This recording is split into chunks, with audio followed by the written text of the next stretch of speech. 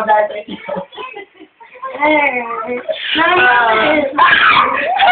Kulang-kulang eh, hanggang bukas. Dami pa kukunin.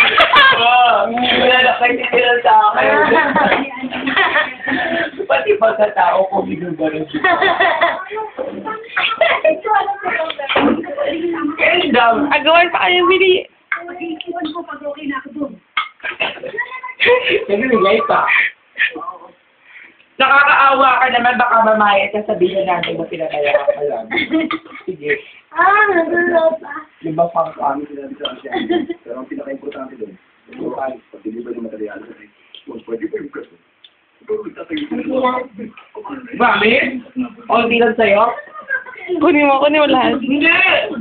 Ito ka kasi.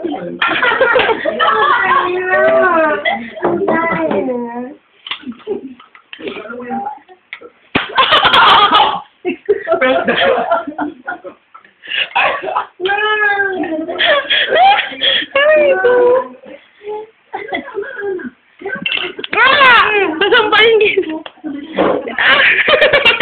Uy, ano ba?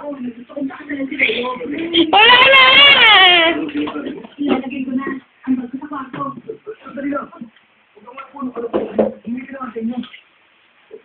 Putang ina naman to si Trisha eh.